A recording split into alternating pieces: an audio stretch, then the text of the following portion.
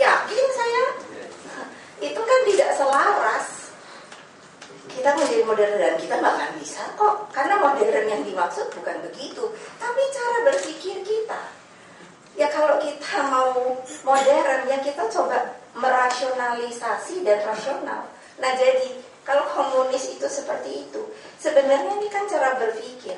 Nah di komunis itu, saya bilang ini populer aja, itu kan yang dijadikan substansi itu adalah buruh. Boleh disebut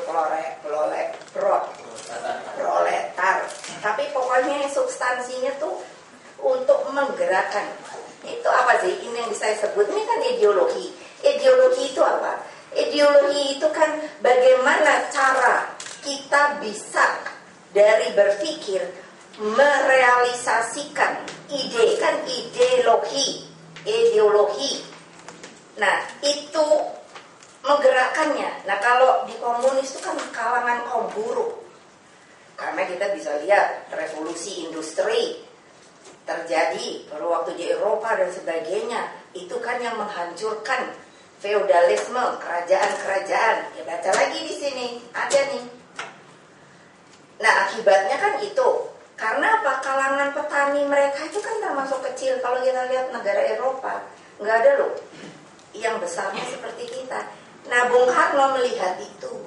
Jadi ketika beliau hidup di Jawa Barat adalah suatu daerah yang subur, yang kalangan penduduknya, rakyatnya di sana itu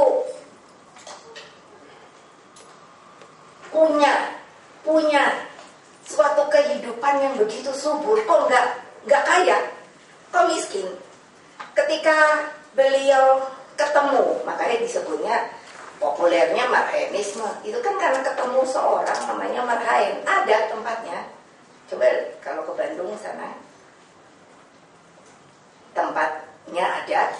Ketika beliau berbicara dengan si Pak Marhaen, kan ditanya gini, berapa lama kamu itu jadi petani? Oh, dari hidup saya, dari kakek saya, dari bapak saya. Kamu punya tanah? Punya. Kamu punya cangkul? Punya. Kamu punya luku? Punya. Nah, jadinya apa artinya? Ini petani sebenarnya mempunyai bendanya sendiri, hartanya sendiri. Tanah punya. Berapa? Hanya 100 meter.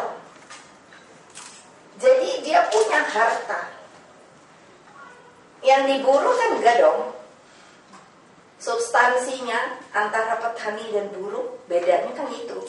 Siapa yang aktivis buruh?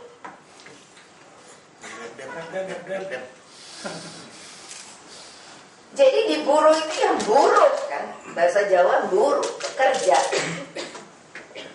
Nah kalau kapitalisme itu apa? Orang pemilik modal, kita juga punya pemilik modal. Kapitalisme itu karena apa? Sejalan sama liberalisme kan. Di barat itu cara berpikirnya karena apa?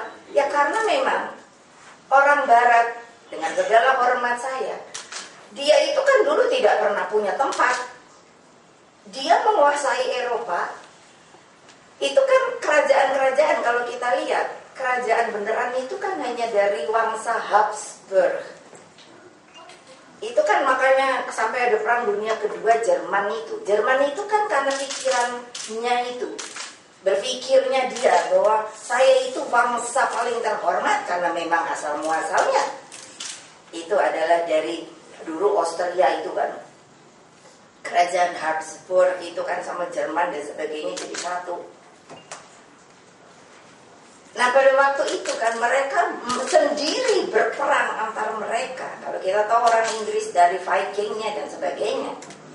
Nah orang Amerika apalagi, itu kan sebetulnya pendatang kan.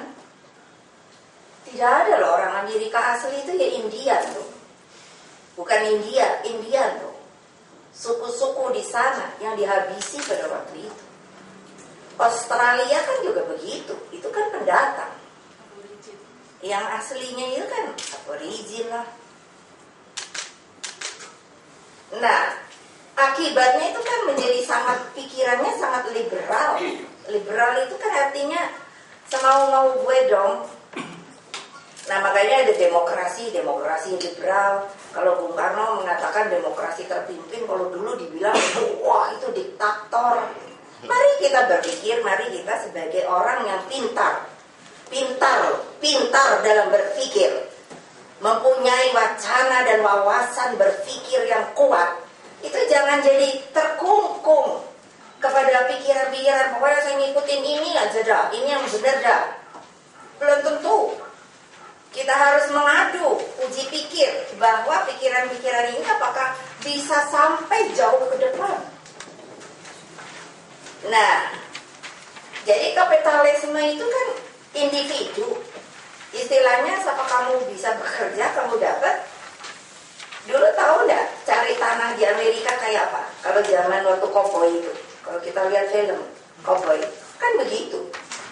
Tidak ada yang namanya rembuk ya, bahwa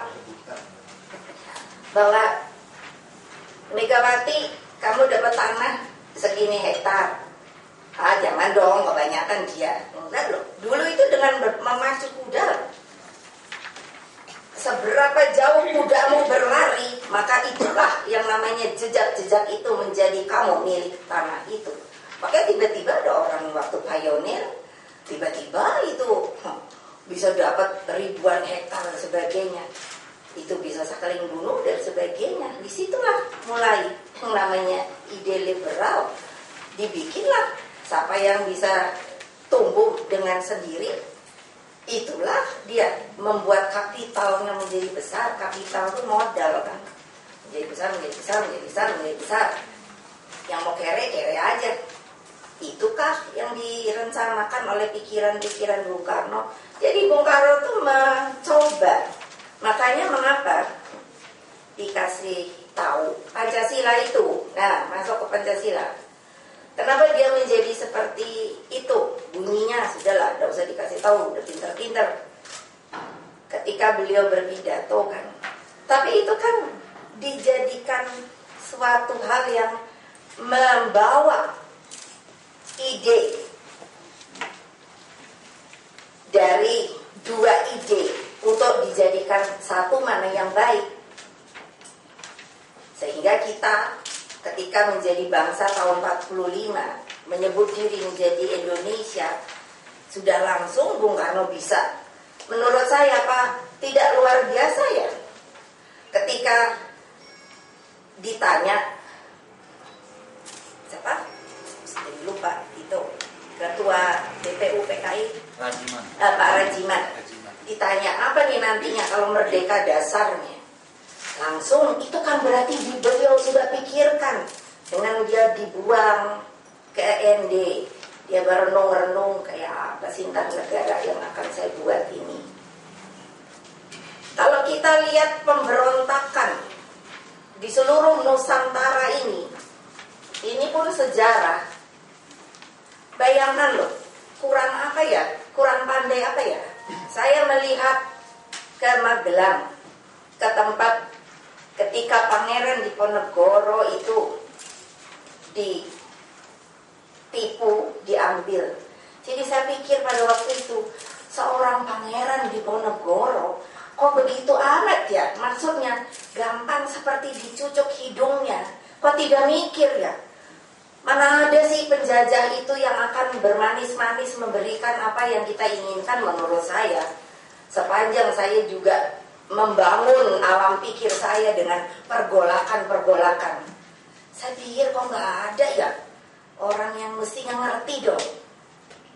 Saya pernah ke Afrika Selatan. Siapa yang dari Sulawesi? Ada nggak? Nggak ada. Bayangkan loh, Syekh Yusuf tuh dibuang ke sana, ke Afrika Selatan. Padahal dia tokoh dari Sulawesi, seorang kiai, seorang tokoh agama. Nah ya, dibuang ke sana. Yang pada waktu itu saya mikir, begitu ya gampang banget dikalahkan ya. Kalau Cut Nyak-dien itu saya bangga sekali. Dia ditangkap hanya karena dia dikhianati, karena dia melakukan perlawanan sampai umurnya sekitar 80. Luar biasa itu juga. Nah kalau kita sendiri nggak mau tahu urusan itu, anak-anak pintar di republik ini, jadi bagaimana ya kita mau jadi seorang pemimpin ya? Kita selalu bilang pemimpin ini sekarang begini. Nah tapi saya juga nuntut kamu justru jadi pemimpin yang punya vision ke depan. Jadi setelah kalau kamu baca buku ini dan kamu bisa mengambil intisarinya, apa yang dikehendaki oleh Bung Karno, mengapa dia sudah bicara Indonesia menggugat di dalam pledoinya, dan itu sampai dikutip pada waktu itu ke seluruh dunia, karena bisa dengan rinci menerangkan apa yang membuat saya berontak. Saya tidak senang bukan kepada kalian. Oleh hakim-hakim ditanya bukan pada kalian, tetapi pada sistem yang menyengsarakan mereka yang akan menjadi penduduk negeri ini. Loh kok kayak gitu nggak bangga ya? Lalu semuanya langsung bilang, oh saya sampai, ya gimana nggak sakit hati, sampai tingkat cucu saya ketika itu pun berontak ketika dia dibilang oleh gurunya Bung Karno itu adalah seorang pengkhianat, dia adalah komunis. Dunia mana yang enak begitu ya? Nah kalangan mahasiswa, ya kalau juga mau demo dan sebagainya, tujuannya itu jelas. Saya juga aktivis dulu. Saya tahu bagaimana bergerak dan pergerakan mahasiswa itu. Tapi kan jelas modalnya, strateginya.